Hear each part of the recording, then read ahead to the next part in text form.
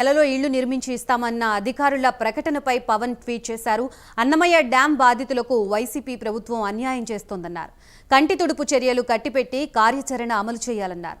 మరో నెల రోజుల పాటు మీ చర్యల్ని గమనిస్తూ ఉంటామని, గడువు పూర్తయ్యేదాకా వేచి చూస్తామని పవన్ కళ్యాణ్ అన్నారు.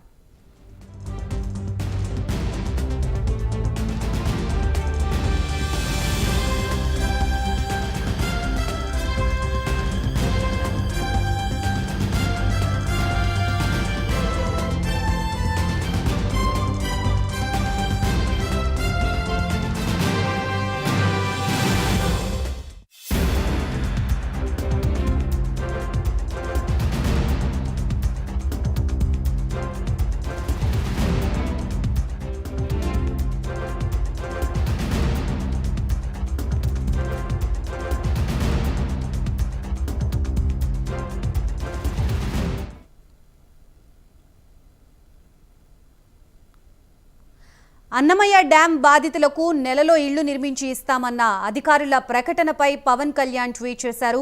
అన్నమయ్య డ్యాం బాధితులకు వైసీపీ ప్రభుత్వం అన్యాయం చేస్తోందన్నారు. కంటి తుడుపు చర్యలు కట్టిపెట్టి కార్యాచరణ అమలు చేయాలన్నారు.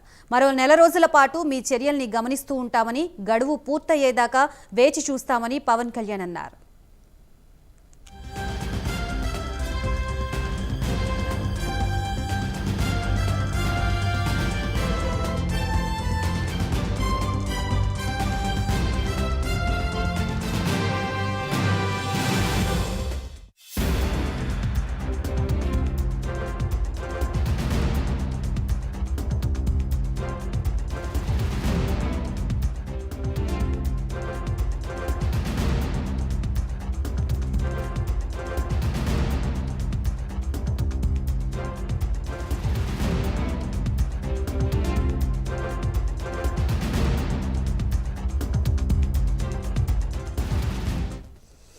అన్నమయ్య డ్యాం బాధితులకు సంబంధించి ఇళ్లు నిర్మించి ఇస్తామని అధికారుల ప్రకటనపై పవన్ కళ్యాణ్ ట్వీట్ చేసినట్లుగా తెలుస్తోంది. దీనికి సంబంధించి కంప్లీట్ అప్డేట్స్ ఇవ్వడానికి మా ప్రతినిధి బి శ్రీనివాస్ సిద్ధంగా ఉన్నారు. శ్రీనివాస్,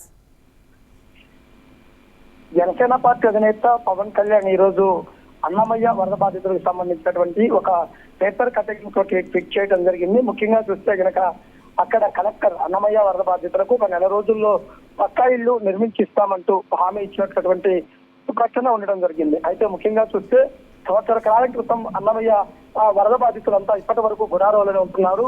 ఇళ్లు కూడా పూర్తి కాకుండా ఉన్న నేపథ్యంలో గతంలో పవన్ కళ్యాణ్ దానిపై ట్వీట్ చేయటము, అదేవిధంగా జనసేన